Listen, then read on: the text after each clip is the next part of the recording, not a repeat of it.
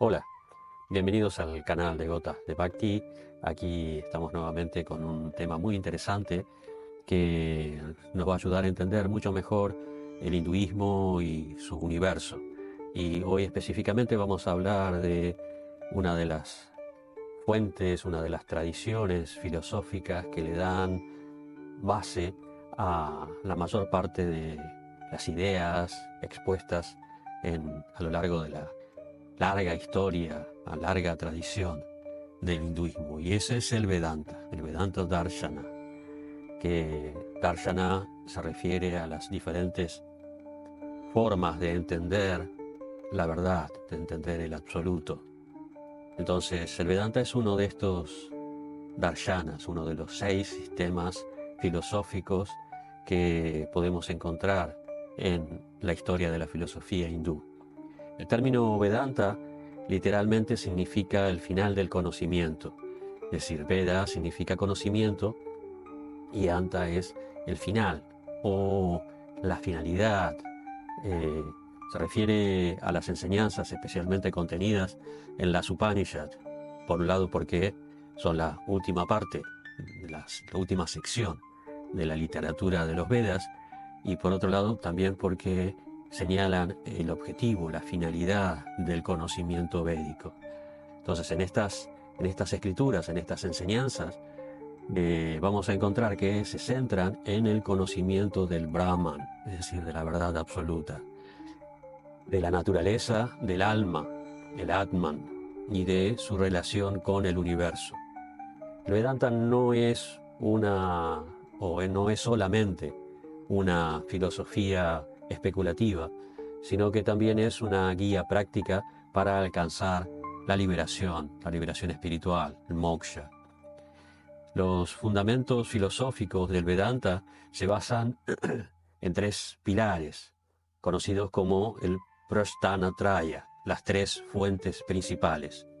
Estas son las Upanishad, que son la escritura, que representan, como decíamos, la última parte de los Vedas, y que van a poder ver también un video que hice sobre las Upanishad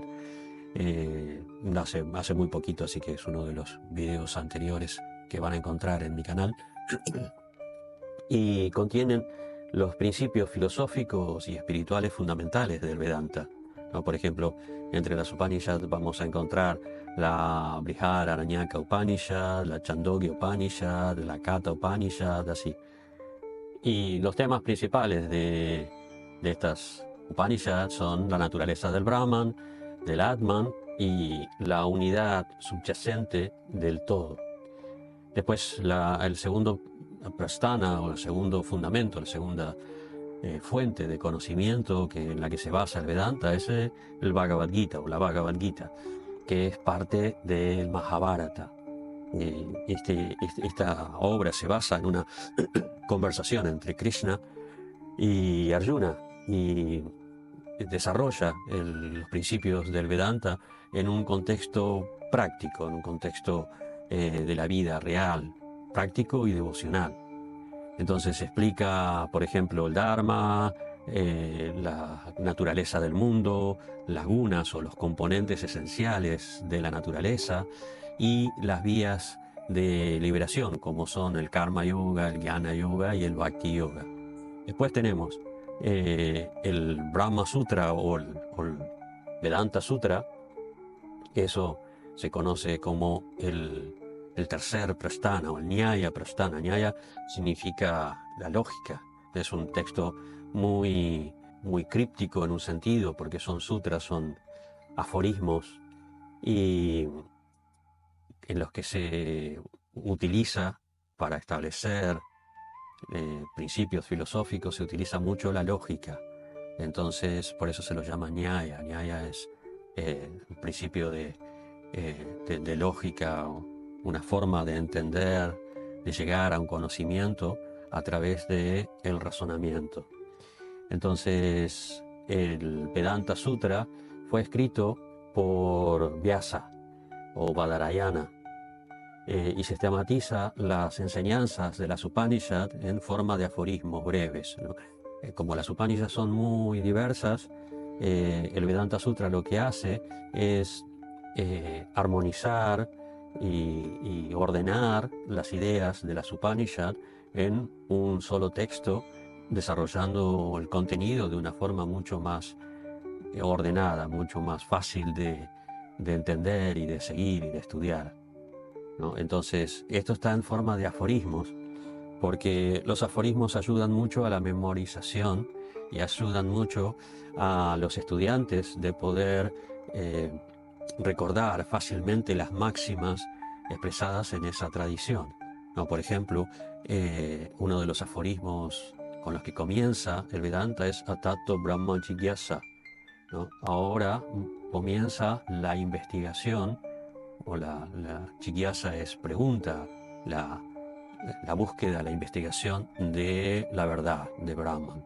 Entonces el Vedanta nos da una interpretación lógica de las escrituras védicas y va aclarando muchos conceptos filosóficos. Hay varias escuelas, hay muchas interpretaciones o formas de entender el Vedanta.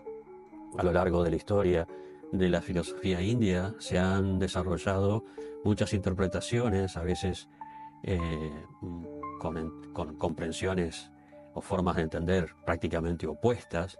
Y bueno, vamos a hacer un pequeño raconto acá de estas interpretaciones, de estas escuelas.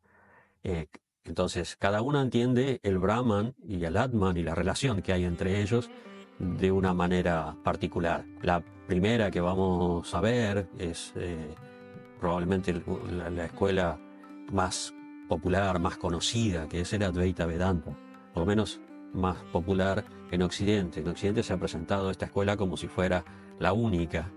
Y bueno, vamos a ver en este video que no es así, ni es la única, ni es la que tiene la verdad, en el sentido de que vamos a ver interpretaciones que tienen mucha base, muchos fundamentos, son muy consistentes y bueno, ya depende de cada uno a cuál le da más crédito, porque esto no es el Brahman no es un objeto que podamos estudiar o analizar en un laboratorio y llegar a una conclusión definitiva, es algo mucho más amplio, ¿no? Mucho más abstracto.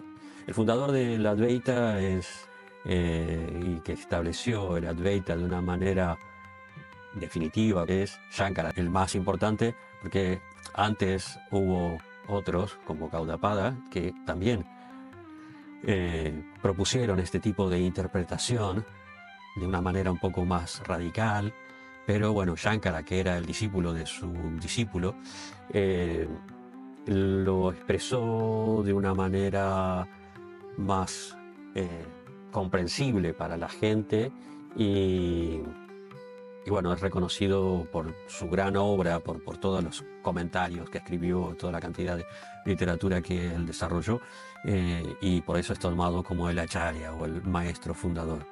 Él es del siglo VIII aproximadamente después de Cristo, y la base de la filosofía Advaita es que el Brahman es la única realidad absoluta y que todo lo demás es ilusión, todo lo demás es Maya. Solo existe el Brahman.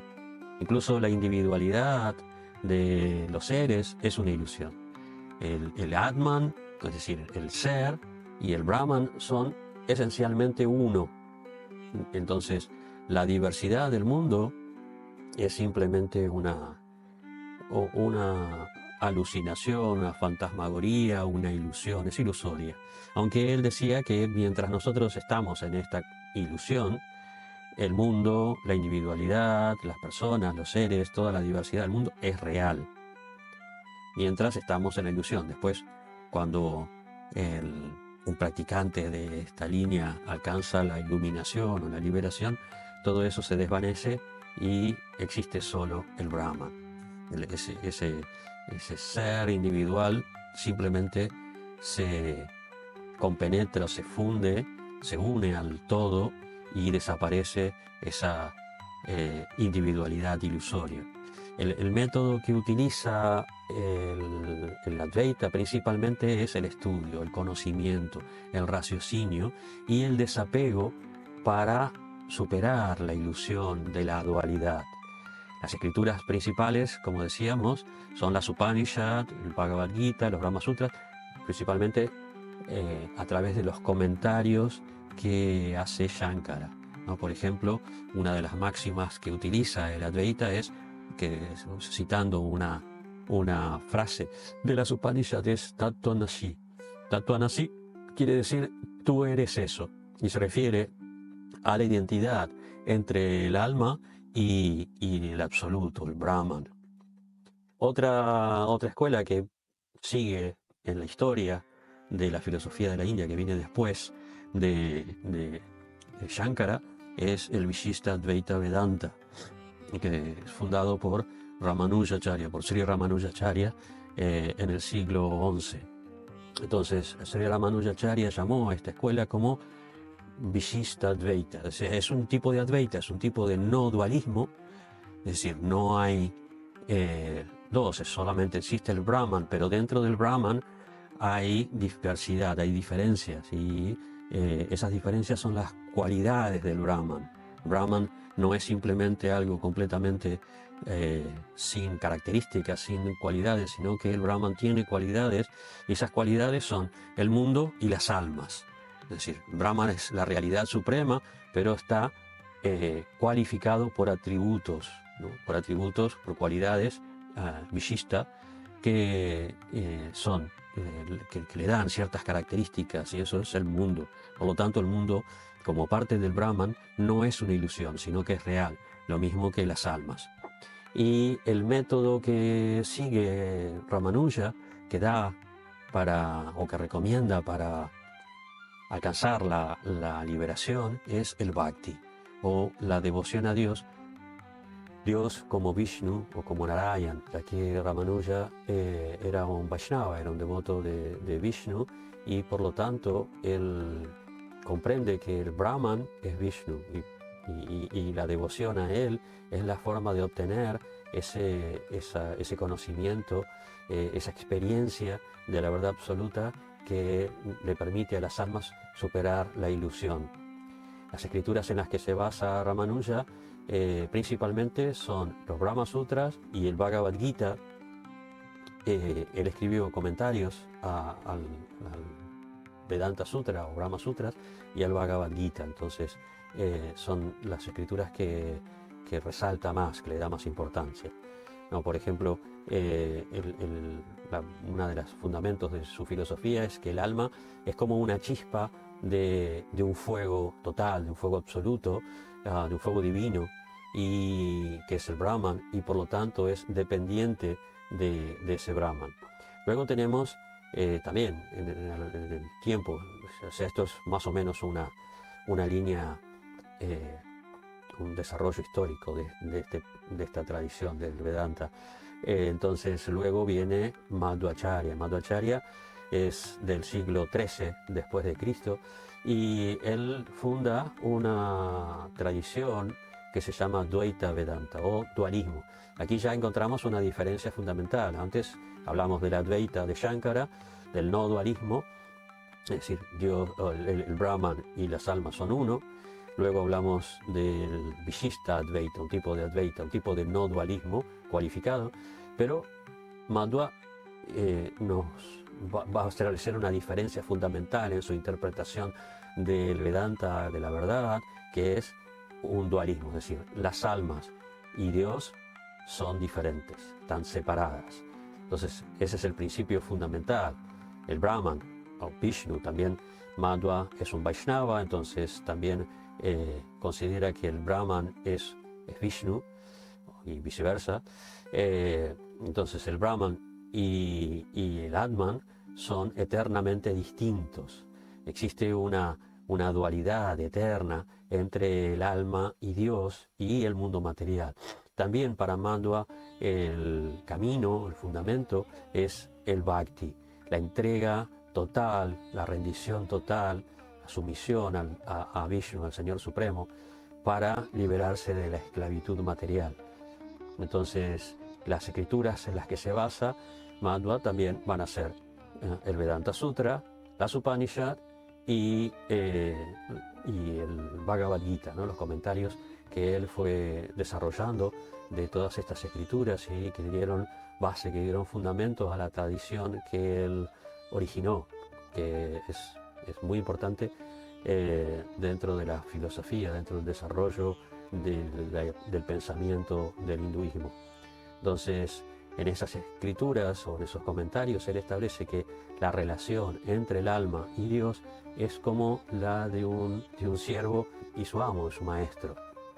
Después van a desarrollar otras interpretaciones, ¿no? Como el Suddhadvaita o el monismo puro, que fue fundado por Vallabhacharya y que enfatiza el bhakti hacia Krishna, ¿no? Krishna es otra forma de Vishnu, es la verdad o Dios en un rol distinto al de Vishnu. Krishna se manifiesta como Dios en una relación con sus devotos mucho más íntima, sin establecer esa diferencia, esa posición de supremo, absoluto, distante o tan superior, tan diferente como puede considerarse a Vishnu.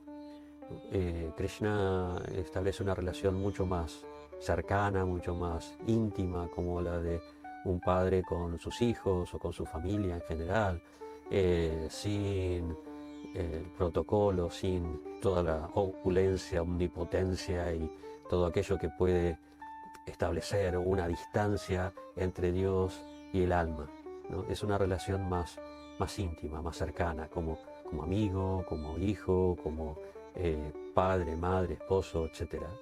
Entonces, el caso de Vallabhacharya resaltaba mucho la forma de Vishnu como un niño, ¿no? Como Gopal. Después tenemos también la filosofía Dvaita, establecida por Nimbarkacharya, pertenece a otra tradición, Vaishnava también. Él también establece la base o la forma, el camino de liberación a través del Bhakti, esta vez más dirigida hacia Krishna, ya no como un niño, sino como un adulto, y Radha, ¿no? Radha Krishna, es decir, la parte masculina y femenina de la verdad absoluta, la manifestación de Dios en dos identidades separadas pero que constituyen la misma verdad. Radha Krishna es la forma masculina y femenina de Dios. Entonces él propone una unidad porque también es Advaita, es Suddhadvaita, es un monismo puro. Entonces él propone una relación simultánea de unidad y diferencia, es decir, las almas son una con Dios, pero a la vez son diferentes, así como Radha y Krishna son uno y son diferentes simultáneamente, pero siguen siendo el absoluto. En el caso de las almas también son uno y son diferentes, pero no en el sentido de que tienen toda su capacidad, sino que están sujetas y son dependientes del absoluto de Dios. Después tenemos otra escuela que al final de este video lo vamos a desarrollar más extensamente, que es el Achintya Veda Vedatattva. En un sentido se parece a la que acabamos de desarrollar de Nimbarka, pero aporta algunos elementos nuevos y muy importantes, porque prácticamente podríamos decir que armoniza todas las anteriores, ¿no? Esta tradición de Achintya Veda Vedatattva fue fundada por Sri Chaitanya Mahaprabhu en el siglo XVI, siglo XV, XVI, fin del XV, comienzos del XVI, y establece que Krishna, y también, igual que Nimbarka, Radha Krishna, y las almas son simultáneamente uno y diferentes. Entonces, como decía, vamos a desarrollar el pensamiento de Chaitanya Mahaprabhu más adelante.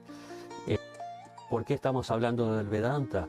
Bueno, porque tiene mucha relevancia hoy en día. El Vedanta es prácticamente la tradición que ha prevalecido por encima de las otras dentro del pensamiento indio, dentro del pensamiento hindú, y por eso tiene mucha relevancia en nuestra comprensión, por ejemplo, del yoga, de las escrituras, como el Bhagavad Gita, en fin, de lo que nosotros conocemos más como el hinduismo. La perspectiva espiritual del Vedanta es que sigue siendo una guía muy efectiva, muy poderosa, fuerte para comprender la relación entre el ser humano, el universo y Dios, y ofrece un camino muy claro hacia la autorrealización.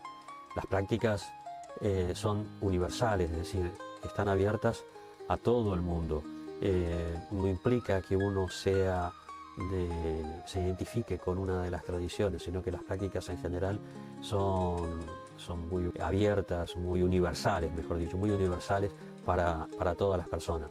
Uno de los principios del Vedanta, como por ejemplo la meditación, el servicio desinteresado, el servicio no egoísta, el desapego, son aplicables a las personas de todas las culturas y religiones.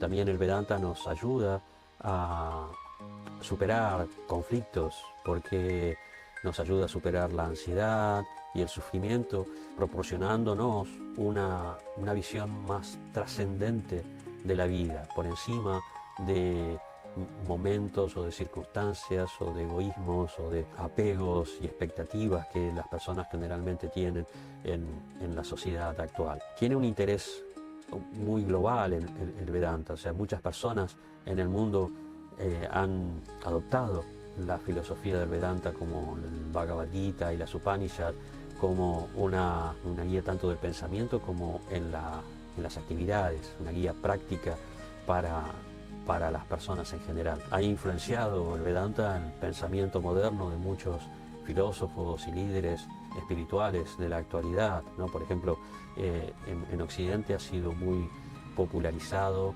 por personalidades como Paramahansa Yogananda o Vivekananda, que han destacado la compatibilidad con la ciencia y con la lógica, y después, bueno, distintas tradiciones como ISKCON, por ejemplo, también han difundido los principios básicos del Vedanta a través de la tradición Gaudiya Vaishnava, que eso lo vamos a desarrollar ahora enseguida.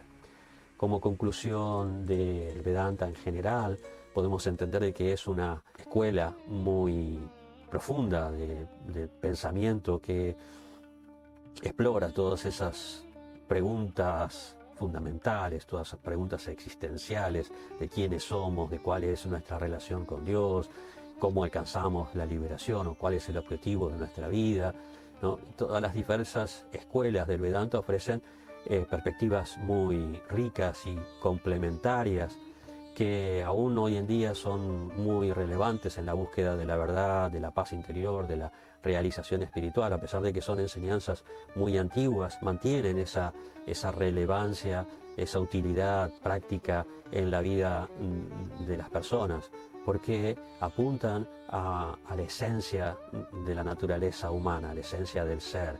Entonces, no importa, va más allá de una época, de una historia, de un país, de una cultura, sino que porque van más allá, son beneficiosas, son útiles, independientemente del tiempo y del lugar y de las circunstancias. Entonces, hoy vamos a hablar acerca de la filosofía de Sri Chaitanya, de Achintya Veda Vedatattva. Sri Chaitanya Mahaprabhu, entre los finales del siglo XV y comienzos del siglo XVI, fundó la tradición Gaudiya Vaishnava. Esta tradición la desarrolló en base a la filosofía de Achintya Veda Vedatattva, que explica la relación entre Brahman, Dios, Krishna, y las almas individuales, jivas, y el mundo material, destacando que simultáneamente son una verdad y simultáneamente diferentes de Dios, las almas y el mundo, de una manera achintya, inconcebible para los parámetros mundanos, los parámetros materiales, de acuerdo a los parámetros de la lógica material, que podemos encontrar el principio de no contradicción, es decir, que algo no puede ser y no ser en el mismo momento, en el mismo sentido, en el mismo aspecto. Y sin embargo, aquí Chaitanya Mahaprabhu está diciendo de que las almas y Dios son una y a la vez son diferentes, porque se basan esta diferencia y esta igualdad, esta aparente contradicción, se fundamenta en la capacidad de Dios de hacer posible lo imposible, o de una forma inconcebible para nuestra lógica mundana, porque nuestra lógica mundana está restringida o está limitada por parámetros materiales. En cambio, Dios actúa por encima de esos parámetros materiales. Es trascendente a las limitaciones incluso de la lógica mundana, de la lógica material, tridimensional. Entonces, el título de Achintya Veda Veda se desglosa así. Achintya quiere decir inconcebible, Veda quiere decir la diferencia. Indica que Dios y las almas individuales no son lo mismo. Y Aveda quiere decir unidad. Indica que hay una conexión inseparable entre Dios y las almas. Esta filosofía resuelve un poco los debates que había entre el Advaita Vedanta de Shankara, que postula que solo el Brahman es real y que todo lo demás es maya o ilusión, y el Dvaita Vedanta de Madhvacharya, que enfatiza la dualidad absoluta, o la diferencia absoluta entre Dios y las almas. Entonces Sri Chaitanya enseñó que Dios es simultáneamente uno y diferente de su creación, de una manera que no puede ser comprendida por la razón, sino que se experimenta a través del bhakti, de la devoción amorosa. Y se utiliza muchas veces el ejemplo, Prabhupada usaba mucho el ejemplo del sol y sus rayos. Este ejemplo lo comenzó a darlo Sri Rajiva Goswami, uno de los grandes seguidores y filósofos del Gaudiya Vaishnavismo, que explicó esta filosofía con la analogía del sol. El sol representa a Krishna y los rayos solares representan a las almas individuales.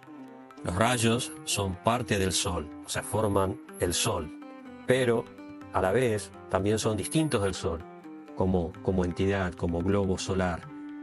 Las almas son energías de Krishna y por lo tanto no están completamente separadas de él, pero al mismo tiempo tampoco son idénticas a él. Entonces la relación entre Dios y las almas, ¿no?, según el Achintya Veda Veda, se describe de esta manera. Dios y las almas serían que Krishna es la fuente de todas las almas y les otorga su existencia.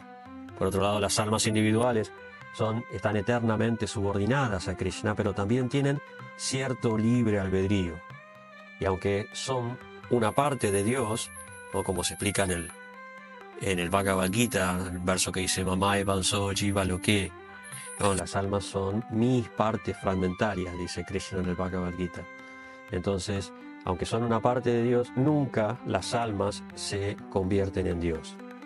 Por otro lado, la relación entre Dios y el mundo material sería algo así como, de hecho es algo así, es algo así. El mundo material emana de Dios, o sea, Dios es no solamente quien lo crea, sino que lo manifiesta, mejor dicho, más que lo crea, lo manifiesta de su propia energía y lo mantiene bajo su control. Aunque todo es energía de Krishna, la energía material, la diferencia entre la energía material y la energía espiritual es que la energía material es temporal y este aspecto es lo que hace que tenga ese estatus de ilusión, que sea ilusoria, porque está cambiando continuamente. O sea, lo que yo pienso que va a ser solamente por un tiempo y va a dejar de ser y lo va a convertir en otra cosa. Desde ese punto de vista es ilusión. Entonces, la liberación de esta ilusión sucede cuando el alma se reconecta con la energía espiritual a través del bhakti, a través del servicio devocional. Por otro lado, Dios es también, aparte de esta relación que tiene con las almas y con el mundo material, Dios es a la vez trascendente e inmanente. Es decir, Krishna está en su aspecto inmanente en el mundo a través de su energía, pero sigue siendo simultáneamente trascendental, está más allá del mundo. Aunque todo emana de él, Krishna mantiene su identidad personal. No, el hecho de que él esté en el mundo en su aspecto omnipresente o como inmanente no significa que la creación sea Dios, o sea, no es o una forma de panteísmo, del Dios no se disuelve en la creación, Dios mantiene su identidad y su trascendencia separada del mundo material. Por ejemplo, en el Bhagavad Gita se dice, Krishna dice, por mí está todo expandido en mi forma impersonal, todo está en mí, pero yo no estoy en ellos, y sin embargo, todo lo creado descansa en mí, tal es el poder de mi energía inconcebible. Entonces, ¿qué es lo que recomienda Sri Chaitanya Mahaprabhu como camino? Él enseñó que el mejor método para experimentar o para entender y para realizar esta verdad inconcebible es el bhakti, es la devoción, especialmente a través de la meditación y el canto en el mantra, el Maha Mantra Hare Krishna, o la glorificación de los nombres de Dios, que puede no necesariamente ser solamente el nombre de Krishna o de Rama, como está en el mantra Hare Krishna, sino que Chaitanya Mahaprabhu enseñaba de que Dios tiene cientos y miles de nombres trascendentales, y en esos nombres Él ha depositado todas, o ha manifestado todas sus energías trascendentales. Entonces, por eso es que Él recomendaba el canto del santo nombre o de los santos nombres de Dios, especialmente para esta era, ¿no? Según el Srimad Bhagavatam, este canto es el proceso recomendado para alcanzar la liberación en el Kali Yuga, en esta era que vivimos actualmente, que en otro video vamos a explicar el tema de las yugas. Entonces, las claves del Bhakti, según esta filosofía, son primero el canto, como decíamos, de los nombres de Dios, porque limpian el corazón, purifican el corazón y la mente y permiten desarrollar la conexión con Dios. Pero como segundo principio tenemos el Bhakti o el servicio devocional, aunque el canto es una forma de servicio devocional porque constituye parte de los 9 procesos del servicio devocional, que son Sravana, oír, el canto y el repetirlo, Kirtana. El servicio devocional consta de muchas otras formas y manifestaciones, por ejemplo, hacer ofrendas a Dios sin esperar un logro, un beneficio material, simplemente por devoción. Eso es muy importante en el Bhakti Yoga. También el hecho de asociarnos y buscar la compañía de personas que están siguiendo este camino como una forma de inspirar y de inspirarnos en esa asociación.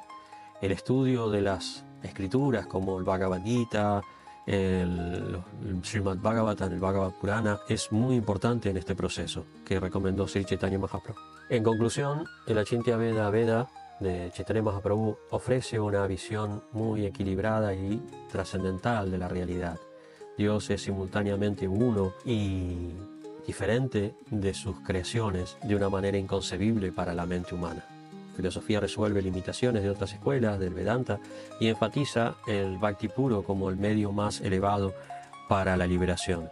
Sri Chaitanya reveló esta verdad en un enfoque muy accesible y muy amoroso, permitiendo que cualquier persona, sin importar su origen o nivel de conocimiento, pueda alcanzar la perfección espiritual a través de este canto del santo nombre, de este kirtan y del cultivo de la devoción sincera hacia Krishna. Bueno, esto es de una forma muy resumida, muy básica, lo que es el Vedanta y las diferentes escuelas, las escuelas más importantes que componen la tradición del Vedanta.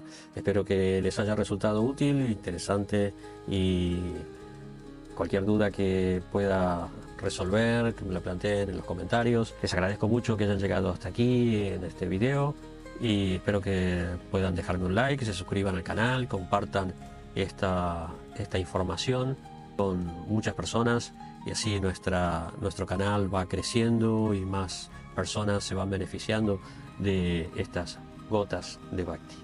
Hasta pronto.